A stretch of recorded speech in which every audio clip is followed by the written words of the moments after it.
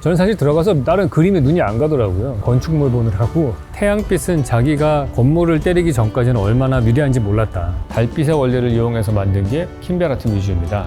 이렇게까지 신경 쓰기 어렵거든요, 진짜. 아, 역시 루이스 칸이 정말 20세기 후반의 최고의 건축가구나.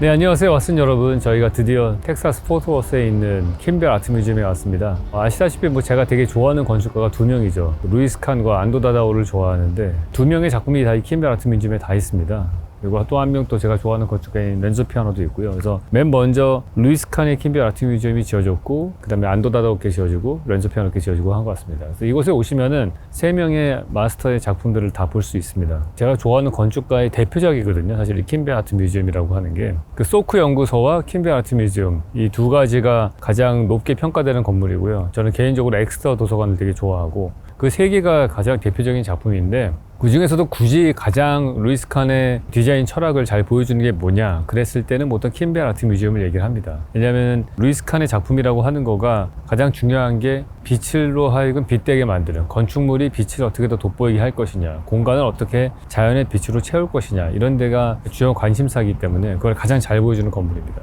근데 너무 많이 봐왔고 너무 사진으로 봤고 모형도 만들어 보고 별걸 다 해봤던 건물인데 직접 와서 보니까 감동이 더합니다.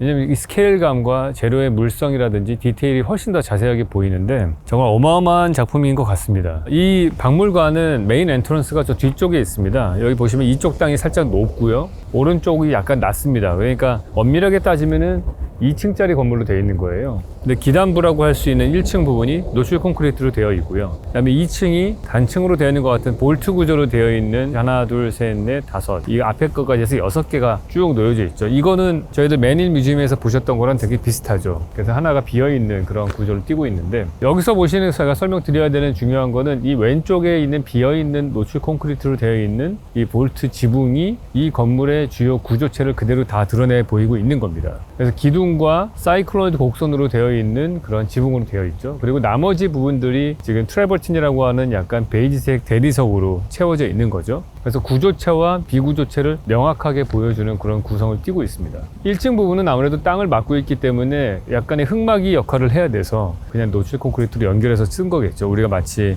경복궁에 가면은 3단짜리 기단 돌이 쌓여져 있는 것이 있는데 약간 그것처럼 보시면 될 것 같아요. 쭉 한번 가보겠습니다. 여러분이 이 건물을 보실 때에는 노출 콘크리트의 부분과 그 이외의 다른 재료들, 이런 보시는 것 같은 이 대리석 같은 약간 구멍이 뻔뻔 뚫려 있죠. 퇴적층으로 인해서 만들어진 그런 대리석인데, 이 대리석 부분과 그리고 나무를 또 주로 썼거든요. 그래서 그 재료들이 어떻게 분리되어 있는지를 잘 보시면 됩니다. 이런 부분들도 건축가가 엄청 고민한 흔적들이 보이죠. 도대체 이 노출 콘크리트를 여기까지 갖고 갈 것이냐, 아니면 여기서 스탑하고 이 트래버틴을 대리석을 여기서 돌려서 갈 것이냐, 이런 고민들을 했을 거예요. 결론은 이거를 두께를 감을 여기다 두려고 하는 걸로 가는 거겠죠. 아무래도 이 라인은 딱 보시면은 이렇게 따라 올라가다 보면은 저 볼트로 되어 있는 노출 콘크리트 제일 중요한 그 지붕 구조체죠. 그 지붕 구조체가 실제로는 이 기둥만큼 두꺼울 필요가 없잖아요. 그럼 바깥쪽에 맞춰서 이렇게 돌렸죠. 그러면은 그 갭이 생깁니다. 그 라인을 따라서 딱 오면은 그게 요 폭인 것 같아요. 그래서 이런 라인들을 뭘 하나 이렇게 받아주는 거죠. 그리고 이런 것들도 디테일 자세하게 보시면은 이 대리석 판을 위에다 놓고 이 측면이 여기서 스탑해서 여기에 줄이 있는 걸로 보이게 할 거냐, 아니면 위에 줄이 있는 걸로 보이게 할 거냐를 갖고서 고민을 많이 했을 거예요. 근데 아무래도 이 건축가는 그렇게 생각한 것 같아요.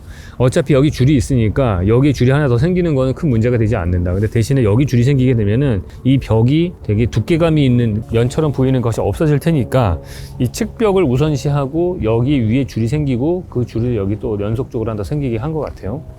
자, 오시면 제가 소크 연구소에 때도 말씀드렸던 것처럼 루이스 칸 같은 경우에는 이런 줄눈들을 되게 중요하게 생각한다고 했잖아요. 그래서 어떤 줄눈을 넣을 것이냐가 많이 고민을 하는데 그것들이 여기도 이렇게 넣은 걸 볼 수가 있어요. 이유를 한번 찾아볼게요. 이런 거겠죠.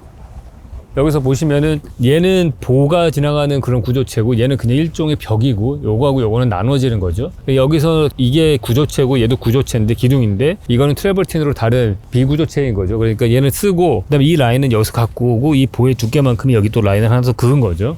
여기도 보시면은 일부러 이런 데를 갭을 띄워놨잖아요. 얘하고는 완전히 다른 거라는 거를 이렇게 비워놓고서 보여주는 거죠.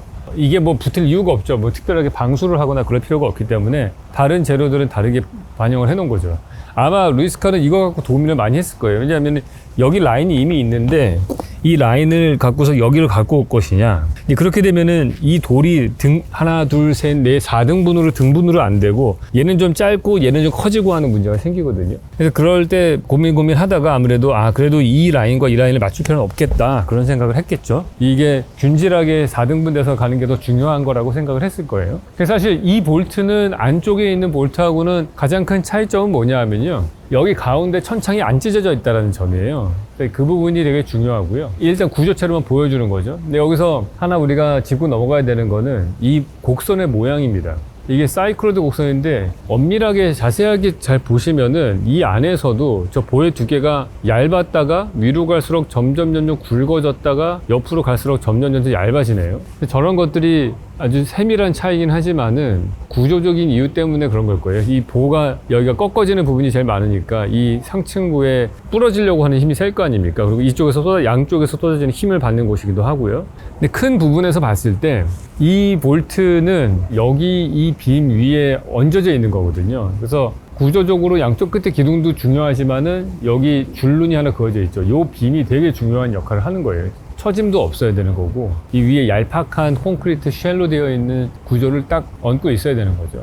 이제 중요한 거 하나는 뭐냐면은 저 곡선의 모양입니다. 우리가 일반적으로 볼트라고 하는 거는요, 이 아치죠. 이 아치를 한 방향으로 쫙 이렇게 카피를 하면은 이 볼트가 만들어지는 거예요. 근데 이 볼트를 누가 제일 많이 썼냐 하면은 로마 시대 때 사람들이 제일 많이 썼습니다. 콜로세움도 그렇고 기타 건축물에 많이 썼던 게 아치 구조 많이 썼고요. 그 아치를 한쪽 방향으로 쭉 연결해가지고 볼트를 많이 만들었는데, 근데 이때 일반적인 아치는 뭐 우리가 서양 건축에서 보시면은 반원형으로 되어 있는 아치를 많이 쓰죠. 근데 여기는 사이클로이드 곡선이라고 그래서 약간 이렇게 희한한 형태의 곡선이 나오는데요. 저희가 중학교 때인가 고등학교 때 배웠던 것 같은데 원이 있으면은요, 원에다가 한 점을 찍고서 걔를 굴려요. 그러면 이렇게 쭉 굴러가면서 그 원주 위에 있는 점이 그리는 그 곡선에 이동하는 궤적들을 그린 게 사이클로이드 곡선이에요. 보통 원이라고 하는 거에 그 기하학적인 정의는 뭐냐면 한 점에서 같은 거리를 가지는 점들을 쭉 연결한 선들이 원이에요. 어떻게 보면 시간의 개념이 없는 거죠. 쭉 그냥 연결하면 되는 거니까. 그게 이제 유클리드에서 원이 갖고 있는 정의입니다. 근데 사이클로이드 곡선은 그 원이 굴러간다라고 하는 시간의 개념이 들어가는 거죠. 궤적이 생기는 거예요. 저는 그걸 보면은 뭐랑 제일 비슷하냐 하면은 마르셀 두샹이라고 하는 화가가 있는데 그분이 그린 것 중에 되게 유명한 그림이 계단을 내려오는 누드라는 그림이 있어요. 쉽게 말해서 우리가 카메라 셔터 속도를 느리게 한 다음에 사람이 걸어 내려오면 그 연속 동작들이 쫙 찍히잖아요. 이렇게 그거를 그림으로 그린 겁니다. 그 한 사람의 계단을 내려오는 그 동영상을 2차원의 스틸샷처럼 그린 거예요. 그 얘기는 뭐냐면은 2차원의 평면에 4차원의 시간의 개념을 담은 거다, 이렇게 볼 수 있거든요. 그래서 되게 의미가 큰 그림입니다. 어찌 보면은 저는 그 피카소가 그린 입체파의 그림보다 개인적으로는 더 의미가 있고 더 천재라고 생각하는 분이 이 듀샹이라는 사람이 그린 그림인데, 사실은 그때부터 큐비즘이라고 하는 입체파 그림들이 나온 거고, 그 입체파 그림이 나온 그때쯤이 결국에는 아인슈타인이 얘기했던 시간과 공간이 하나로 연결된 시공간이라는 개념이 나오고, 이러면서 사람들의 생각의 패러다임이 바뀌던 시점인 거예요. 건축에서는 엄밀하게 따지면은 항상 4차원을 생각하죠. 왜냐하면 햇빛이 들어오는 걸 고려해서 디자인을 하는 거니까 사람들의 움직임도 고려를 해야 되는 거고, 당연히 시간의 개념이 들어갑니다. 근데 기하학적으로 봤을 때 저는 이 사이클로이드 곡선이 의미가 있다고 생각하는 거는 이 형태 자체에서 약간 시간의 개념이 들어갔다는 거예요. 그냥 일반적인 그 유클리드 기하학에서의 아치를 쓴 게 아니고 사이클로이드 곡선, 원이 굴러간다라고 하는 시간이 더 도입이 되면서 그러면서 이 곡선의 형태가 나온 거기 때문에 기존에 우리가 쓰던 그런 아치 구조하고는 조금 다른 느낌의 공간이 나오는 것 같아요. 그게 항상 루이스 칸이 뭔가 전통적인 건축을 추구하는 것 같지만은 그대로 전통을 따쓰지는 않습니다, 절대. 갖고 와서 현대식으로 재해석을 해서 한 번 더 업그레이드 시킨 다음에 했어요. 그게 훌륭한 거죠.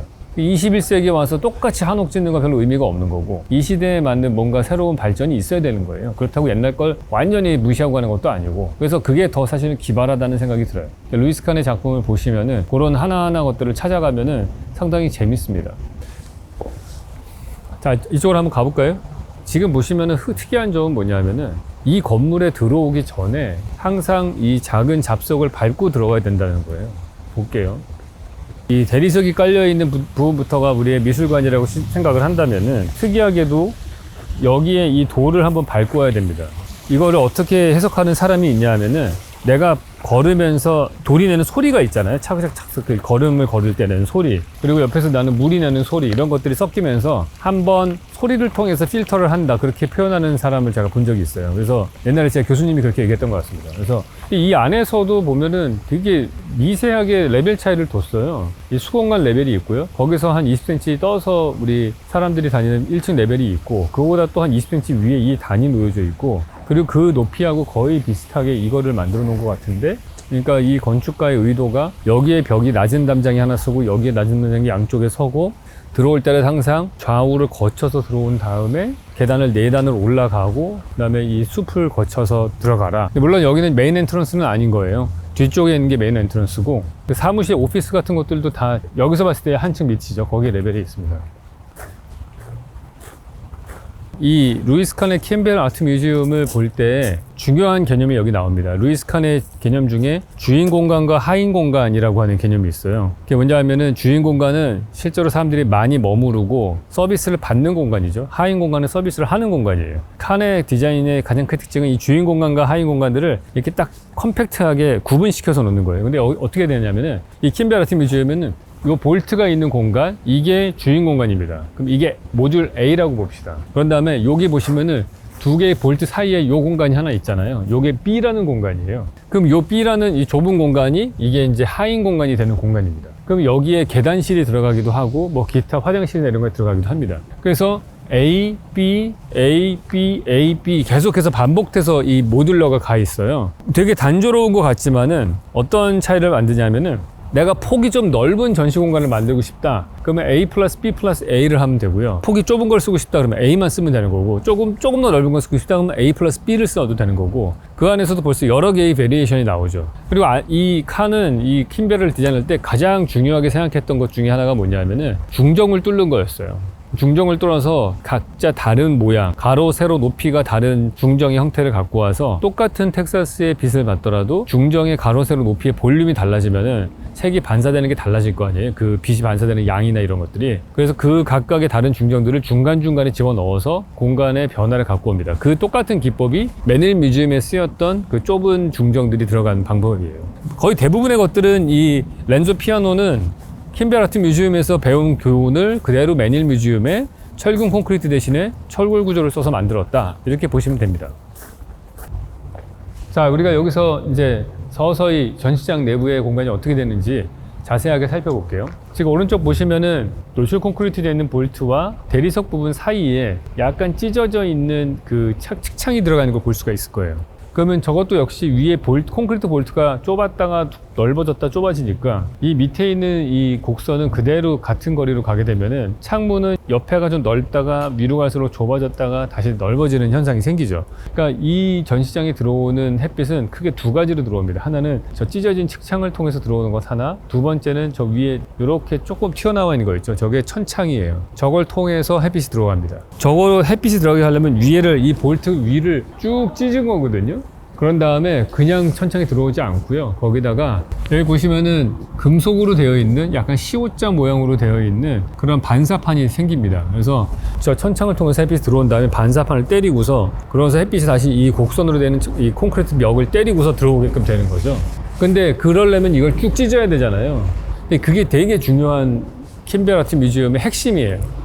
제가 판테온에서도 한번 말씀드렸던 것 같긴 한데, 아치가 만들어지면은 어떤 원리냐면은, 아치는 이렇게 반원형 두 개가 모이지 않습니까? 그럼 얘는 일로 쓰러지려고 하고 얘는 일로 쓰러지려고 해요. 그럼 얘가 서로 맞닿아 있는 상태예요. 그럼 어디가 힘을 제일 많이 받느냐? 닿는 부분이 제일 힘을 많이 받아요. 그럼 이 닿는 부분이 어떻게 보면 제일 힘을 많이 받기 때문에 벽돌로 우리가 아치를 만들 경우에 그 부분이 깨지면 안 되니까 거기만 돌을 넣어놔요. 그래서 우리가 빅토리아 시대 때 만들어진 건물을 보시면 벽돌로 가다가 거기만 이렇게 돌이 들어가고 다시 벽돌로 된 아치가 생기는 경우가 있어요. 그래서 그 부분을 키스톤이라고 부릅니다. 제일 중요한 스톤이기 때문에. 근데 이 킴벨 아트 뮤지엄은 그 아치의 정점에 그 돌을 빼낸 거예요. 글로 햇빛이 들어오게 만든 거죠. 우리가 일반적으로 구조적으로 제일 필요한 부분을 빼내고서 전통을 재해석했다고 볼 수 있는 거죠. 그게 철근 콘크리트라는 재료를 썼기 때문에 가능한 겁니다. 그러면 좀 건축을 좀 안 하시는 분은 그런 걸 생각할 수 있어요. 그런 거 원래 했던 데가 있지 않나? 그게 판테온이죠. 판테온이 돔으로 돼 있는데 그 돔에 제일 힘을 많이 받는 그 정수리 부분에 구멍을 낸 거잖아요. 판테온의 원리는 거기 구멍을 내면서 위에서 봤을 때 이런 아치를 동그랗게 만든 겁니다. 원형으로 된 아치를. 그럼 모든 힘들이 사방에 360도에서 오잖아요. 그러면 그거를 이 동그란 평면상의 원형의 아치가 그 힘을 다 받아주는 거예요. 그래서 그걸 오큘러스라고 그래서 햇빛이 들어오게 만든 거죠. 그러니까 그 원리가 사실은 이미 있었던 거예요. 근데 판테온과 킴벨 아트 뮤지엄의 공통점은 첫 번째, 두 건물 다 콘크리트로 만들어진 점이에요. 그러니까 판테온은 화산재를 이용해서 만든 로마 시대 때의 콘크리트입니다. 그게 판테온의 특징이고요. 그리고 거기에도 윗부분에 정수리에 구멍을 뚫어서 햇빛이 들어오게 했죠. 킴벨 아트 뮤지엄은 현대에 많이 쓰는 철근을 집어넣어 철근 콘크리트를 쓴다는 약간 재료의 차이점은 있어요. 근데 근본적으로 콘크리트라는 건 똑같고요. 차이점은 뭐가 있냐면은 판테온의 경우에는 구멍만 뚫었어요. 그러니까 햇빛이 쫙 들어올 때 정말 햇빛이 쨍한 날은 직선으로 쫙 들어오고 흐린 날은 좀 퍼져서 들어오고 그때그때의 컨디션에 따라서 빛의 퀄리티가 좀 달라지게 했습니다. 직사광선으로 들어오는 거죠, 햇빛이. 킴벨 아트 뮤지엄의 큰 차이점은 들어오는 햇빛을 반사시켜서 쓴다는 점이에요. 광원을 우리가 못 봅니다. 들어오는 햇빛을 반사시켜서 이 노출 콘크리트 천정을 때려서 다시 들어옵니다. 그럼 뭐랑 비슷하냐면은 판테온의 빛은 태양빛과 비슷하고요. 킴벨 아트 뮤지엄의 빛은 달빛과 비슷한 거예요. 판테온의 빛은 보시면 오큘러스가 동그랗게 뚫려 있잖아요. 그거는 태양의 상징인 거예요. 그래서 햇빛이 그대로 직사광선이 들어오게끔 되는 거죠. 킴벨 아트 뮤지엄은 달빛이잖아요. 그러니까 달빛이라고 하는 거는 햇빛을 받아서 그 표면의 빛을 반사시켜서 우리가 볼 수 있는 거거든요. 그래서 안에 들어가서 보시면은 이 퀄리티가 진짜 달 표면을 보는 것 같은 느낌이 들어요. 약간 회색빛의 얼룩얼룩한 느낌도 좀 나면서 둘 다 태양빛이지만 하나는 정말 태양을 상징적으로 나타낸 게 판테온이고 달빛의 원리를 이용해서 만든 게 킴벨 아트 뮤지엄이다. 이렇게 보시면 될 것 같습니다. 참 부러운 것 중에 하나는 이 건물은 단열에 대해서 그렇게 신경을 많이 안 써도 된다는 게 장점이긴 한 것 같아요. 콘크리트가 바깥에 있는 게 저렇게 내부에도 연결돼서 되면은 이제 한국 같은 경우에 이런 걸 못하는 이유가 열교 현상 때문에 결로가 생기거든요. 여기는 그런 일들이 별로 없으니까, 영하권으로 떨어지는 일이 없으니까 그런 고민을 안 해도 될 것 같고.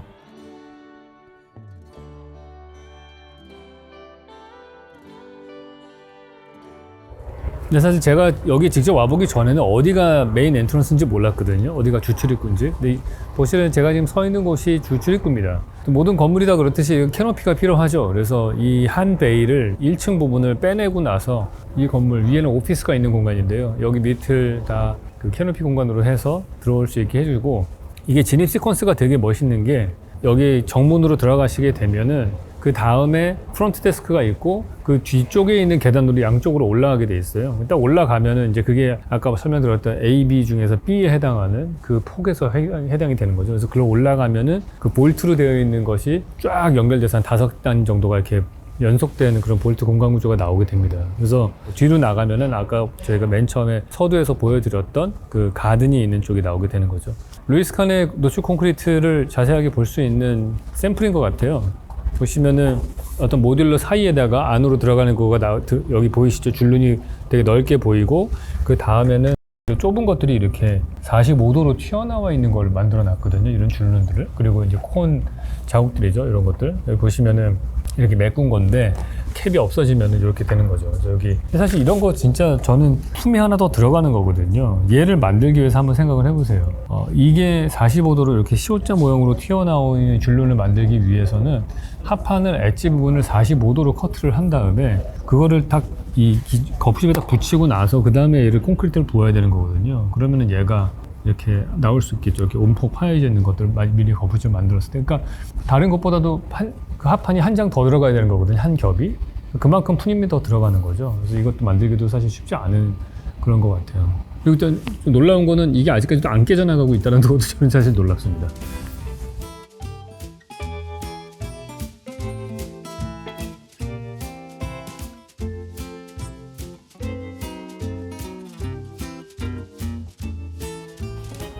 근데 이런 게 되게 흥미로운 것 같아요. 우리가 일로 올라온 다음에 저쪽 계단으로 가서 이제 미술관으로 가야 되잖아요. 그때 그냥 일반적으로 저 같은 사람이 생각하면은 이 대리석을 한 1m 앞으로 뽑아서 그거를 밟고서만 다닐 수 있게끔 할 것 같은데, 건축가의 의도가 명확하게 보이죠. 너 반드시 이 잡석 깔 한번 밟고 그 다음에 다음 공간으로 가야 돼. 그래서 이 소리 나는 내 발자국 소리 들을 수 있는 이런 거 듣고 나서 그 다음에 내 영역으로 들어와라. 그렇게 의도가 된 것 같아요.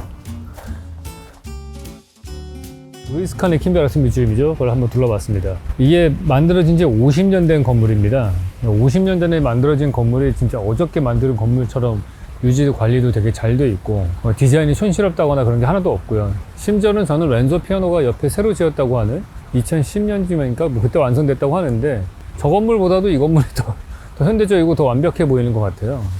아, 역시 루이스 칸이 정말 20세기 후반의 최고의 건축가구나. 근데 그거를 제가 뼈저리게 느꼈습니다.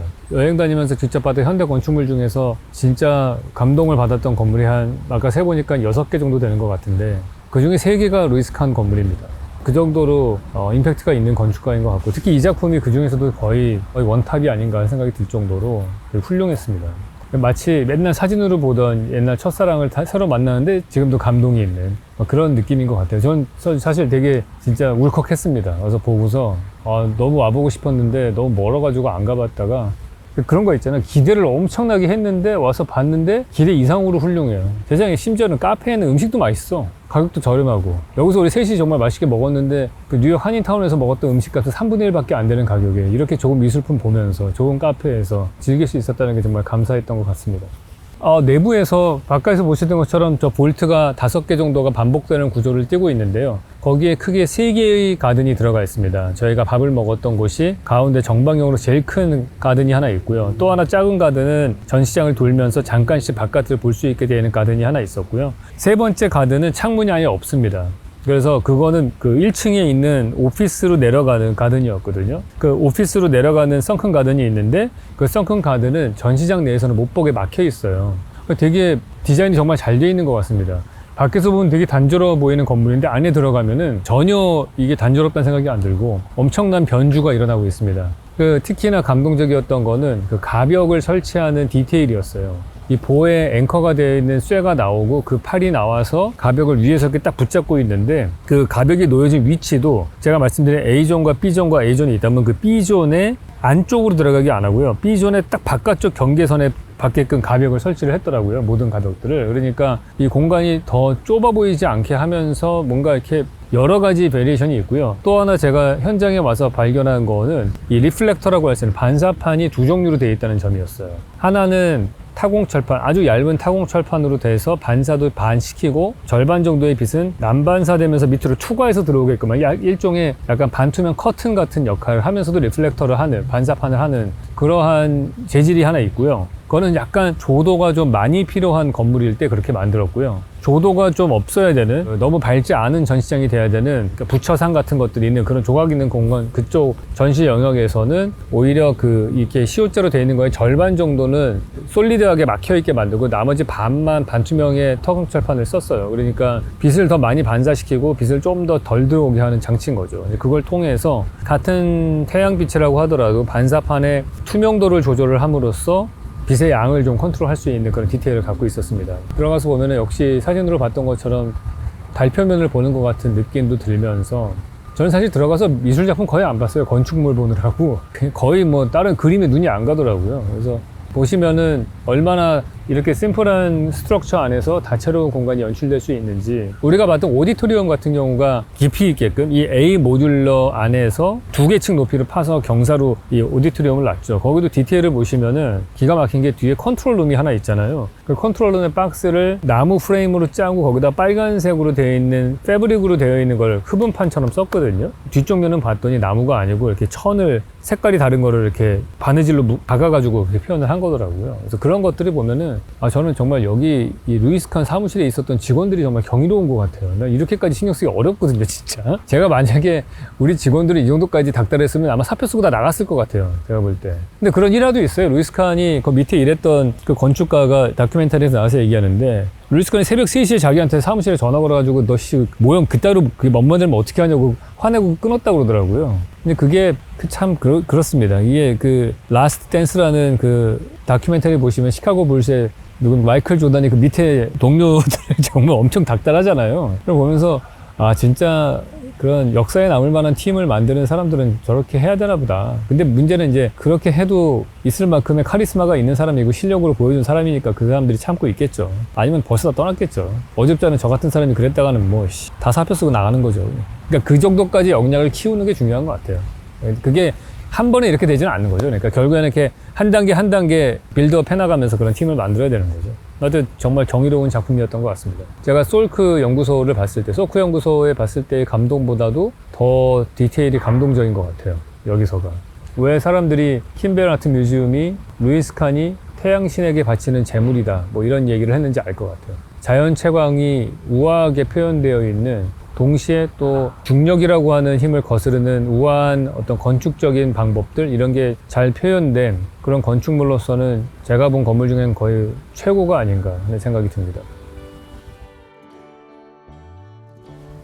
이게 이제 주차장인가 봅니다. 한번 가볼까요?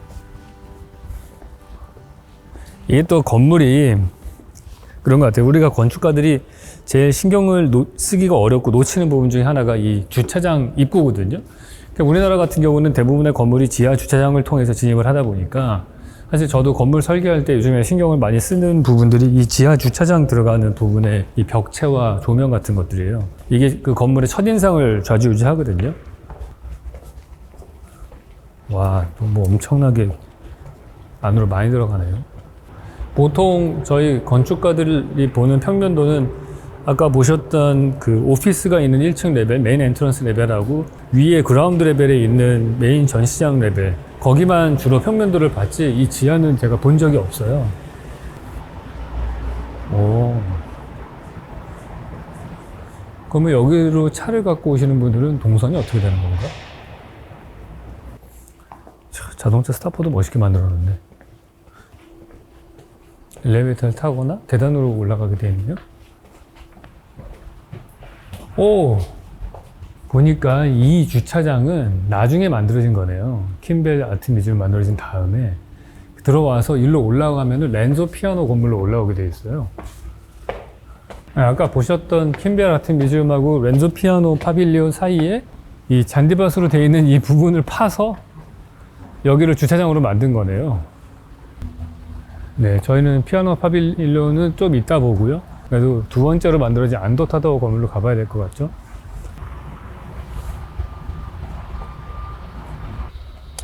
아니, 어떻게 50년을 썼는데 이렇게 건물이 깨끗하지?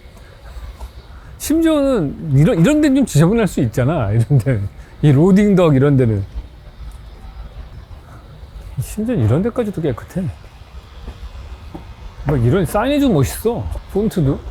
완벽한 것 같아. 자, 저희가 봤던 거는 텍사스의 기후를 최대한 리스펙트한 그런 루이스 칸의 건물이었죠. 루이스 칸의 핵심은 빛입니다. 그래서 빛을 어떻게 하면은 잘 보여줄 수 있을 것인가, 거기에 포커스가 맞춰져 있는 건물이었다면은, 그래서 그런 루이스 칸이 멋있는 말을 했죠. 태양빛은 자기가 건물을 때리기 전까지는 얼마나 위대한지 몰랐다.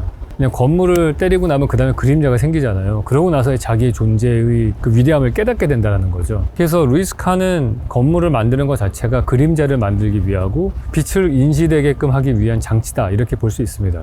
근데 반면에 이제 우리가 앞으로 가서 볼 그 안도 다다오의 건물을 가서 보시면은, 안도의 건물은 아무래도 동양 건축가고 빛만을 보여주게 한다기보다도 물과 나무, 자연 이런 것들을 어떻게 이 건축 공간과 연결시킬 것인가. 그러니까 둘이 좀 다릅니다. 루이스 칸은 아무래도 배경적으로 봤을 때 유태인이기 때문에, 유태인은 그 민족의 태생이 중동 지역에 있고 비가 적게 내리고 나무가 별로 없는, 그러니까 그곳에 가면은 햇빛이 주인공인 자연인 거예요. 그래서 같은 유대인인 다니엘 리베스킨드라는 사람이 그런 얘기를 합니다. 자기가 중동의 이스라엘에 가보고 나서 왜 이곳 사람들이 그렇게 싸웠는지 알 것 같았다. 이유는 이 햇빛을 차지하고 싶어서 이렇게 땅을 차지하려고 했던 것이다. 뭐 이렇게 얘기를 합니다. 정말 엄청난 구라죠. 근데 그 정도로 그 태양빛이 주인공인 곳이라는 것이에요. 그쪽 지역은. 그래서 이 루이스 칸도 햇빛을 항상 되게 중요하자고, 스피리추얼한 공간을 빛을 통해서 만들었다면, 안도의 건물은 물과 자연, 나무 이런 것들을 통해서 우리는 항상 자연을 끌어들이고 거기서 뭔가 영적인 깨달음 같은 것들을 자연 속에서 하려고 하잖아요. 그게 어떻게 표현되는지 한번 보도록 하겠습니다.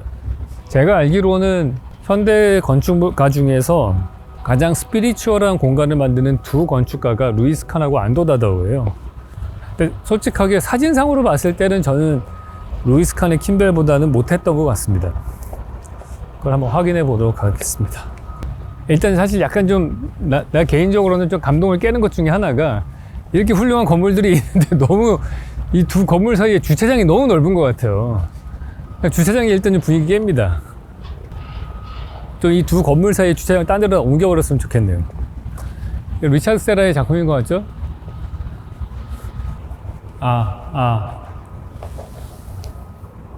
일단 외관에 메탈 패널을 썼다는 것 자체가 좀 안도스럽지 않고 별론데요.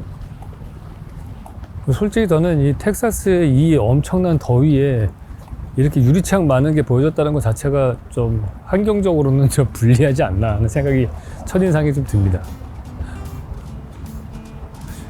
그럼 이거는 킴벨하고는 상관이 없는 미술관인가 봐요.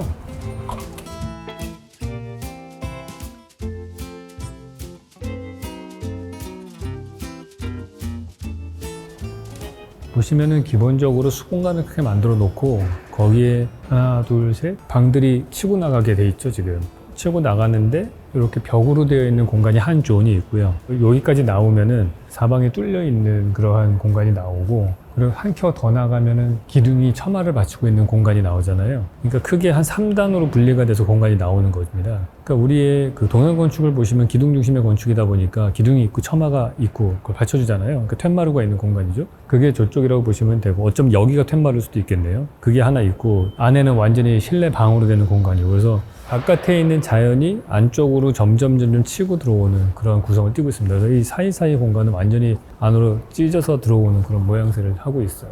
근데 그게 동양적인 공간을 전시 공간으로 승화해서 만드는 것이고, 여기 있으면은 장점은 저쪽도 투명하고 여기도 투명하고 저쪽 방도 투명하니까 내가 전시물을 볼 때에도 내가 들어왔던 메인 입구부터 시작해서 계속해서 보는 전시 공간들을 횡으로 연결해 주는 거죠. 대신에 시각적으로는 연결되지만 청각적으로는 유리로 돼 있어서 막혀 있고, 그 사이사이에 물들이 치고 들어오는 거죠. 그래서 자연이 그 방과 방 사이에 끼어 들어오는 그런 형상을 띠고 있습니다.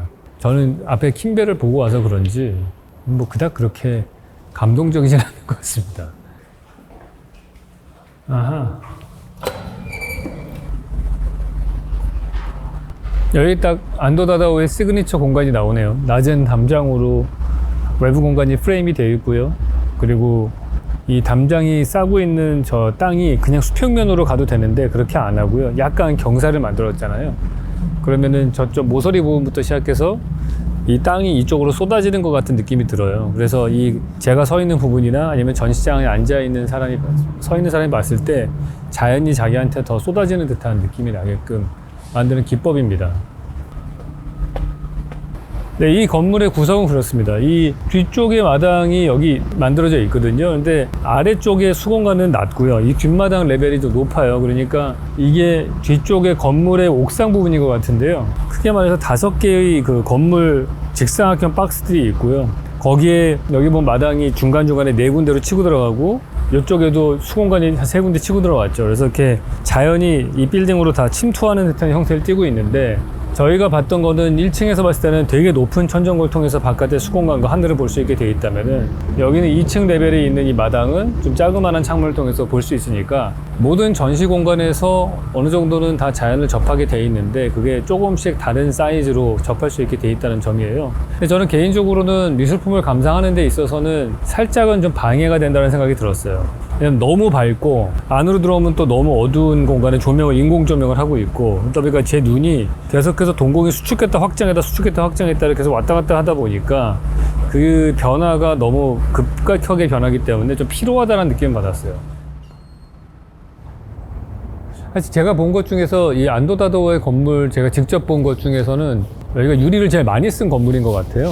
그러니까 표면으로 봤을 때, 그리고 금속 메탈 패널도 많이 썼고, 콘크리트의 퀄리티가 제가 봤던 안도 건물 중에서는 제일 안 좋은 퀄리티인 것 같습니다. 이게 심지어 같은 텍사스에 있는데도 50년 전에 지어진 킴벨 아트 뮤지엄의 콘크리트 퀄리티가 지금 이거보다는 더 나은 것 같아요.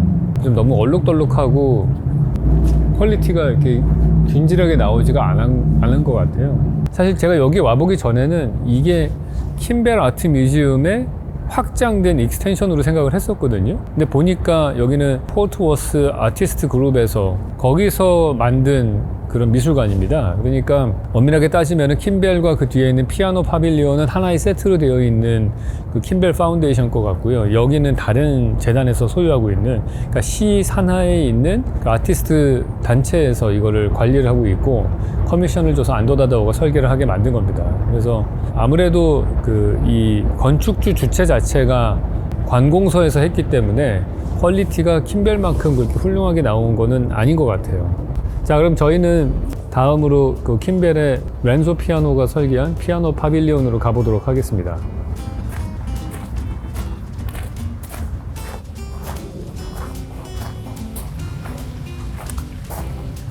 자, 우리가 루이스 칸 옆에, 루이스 칸의 제자라고도 할 수 있겠죠. 뭐 2년 정도는 사무실에서 일을 했으니까.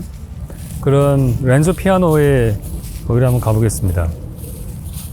먼저 우리가 킴벨을 들어가기 전에 우리가 저 앞에 볼트에서 이 건물의 그 원리 같은 것들을 다 파악을 한 다음에 우리가 건물로 들어갔죠. 마찬가지로 이 건물에서 들어가기 전에 우리가 봐야 되는 거는 이쪽 부분인 것 같아요. 이게 결국에는 이 건물이 어떻게 만들어졌는지를 한 번에 다 보여주는 단면이죠.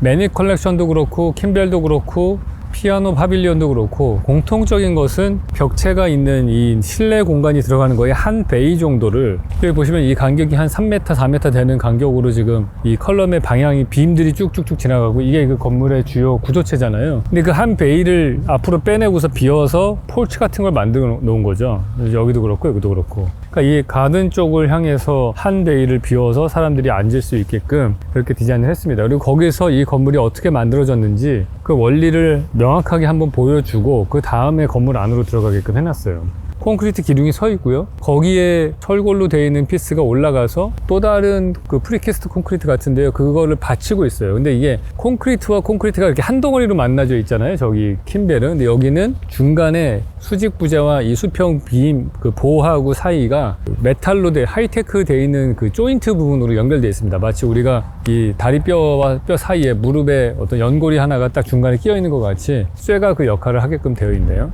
그리고 그게 연결돼서 지붕을 받치고 있는 저 옆으로 지나가는 스팬 같은 구조체로 쫙 우리 그 한옥으로 치면 석가래죠. 그게 그 메탈로 만들어져 가지고 쭉 가고 그 위에 유리로 된 것들이 방수층을 형성하고 있습니다.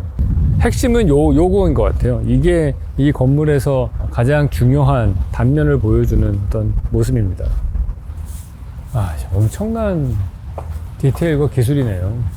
콘크리트에 쇠가 어떻게 끼어 있는지를 미리 다 계산을 해서 만들어서 조립을 했어요. 진짜 대단한 기술이 받쳐지지 않으면은 만들어지기 어려운 시공인 것 같아요.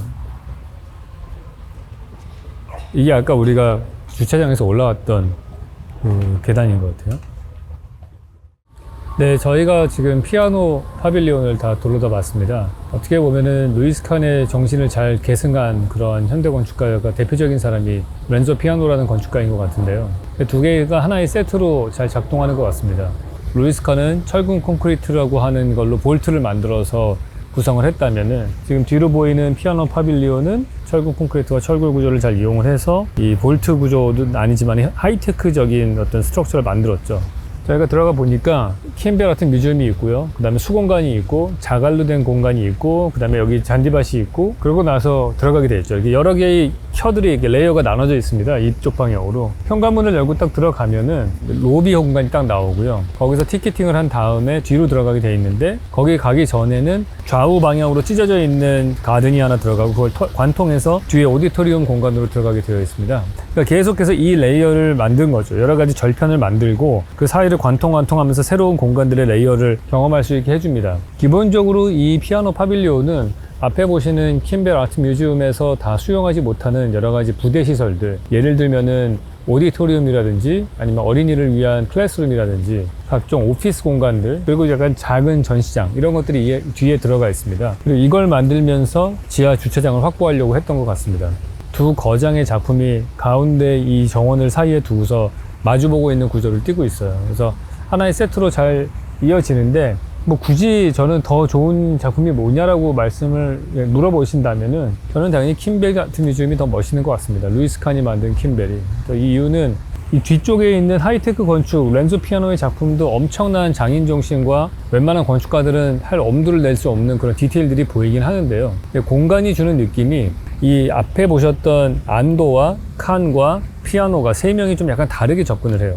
일단은 저 끝에 있는 안도부터 보시면 안도는 빛이 자연의 빛을 그냥 옆으로 측면으로 엄청나게 받아들였기 때문에 제가 좀 부담스러웠다 그런 말씀을 드렸어요. 그래서 약간 전시를 볼 때 좀 피곤했다 그런 말씀을 드렸는데 대신에 칸의 킴벨은 아주 절제되어 있는 빛으로 해서 천장 부분이 곡선으로 된 게 밝게 비쳐서 되게 편안하게 예술 작품을 볼 수 있었고요. 피아노의 작품도 보면은 천창을 통해서 우리가 다른 매닐이라든지 툰블리 갤러리에서 본 것 같이 위에서 오는 햇빛을 여러 겹의 필터를 통해서 은은하게 빛이 들어오게 하는 것까지는 좋았어요. 중간중간에 중정도 되게 느낌도 좋았고요. 근데 단 차이점이 있다면은 루이스 칸의 천정은 둥그렇고요. 이 렌조 피아노의 천정은 좀 평평합니다. 거기서 일단 차이가 나는 것 같아요. 둥그렇고 높은 천정고의 공간이 훨씬 더 느낌이 좋았고요. 두 번째의 차이는 루이스 칸이 만든 킴벨에 들어가게 되면은 제일 밝은 부분이 이 천정 부분이 제일 밝아요. 햇빛을 반사해서 내추럴 라이트를 반사시켜서. 여기도 마찬가지로 제일 밝은 부분이 천정이긴 한데 그게 이렇게 우아하게 밝지는 않은 것 같습니다. 이 빛은 한번 반사돼서 콘크리트를 비추는 달빛과도 같다고 제가 말씀을 드렸다면은 이거는 그냥 약간 바리솔 천장 같이 보여요. 그냥 이렇게 그 천정면 자체가 평지봉으로 되어 있는 평평한 면이 그냥 밝기만 되어 있는, 그냥 평평한 조명이 켜 있는 것 같은 느낌이 나서 공간의 느낌으로 보나 아니면 빛의 퀄리티로 보나 재료의 물성이 느껴지는 걸로 보나 이 루이스 칸의 킴벨 아트 뮤지엄이 조금 더 고상한 느낌이 났다. 저는 그렇게 말씀드리고 싶습니다. 이게 50년 전에 지어진 건물인데 렌조 피아노 건물과 안도다다오 건물이 2000년대 지어진 건물이거든요. 그러니까 거의 한 3, 40년 뒤에 만들어진 건물임에도 불구하고 건물의 완성도 면에서 봤을 때에도 저는 루이스 칸의 킴벨 아트 뮤지엄이 더 높은 수준이었던 것 같다고 생각이 듭니다.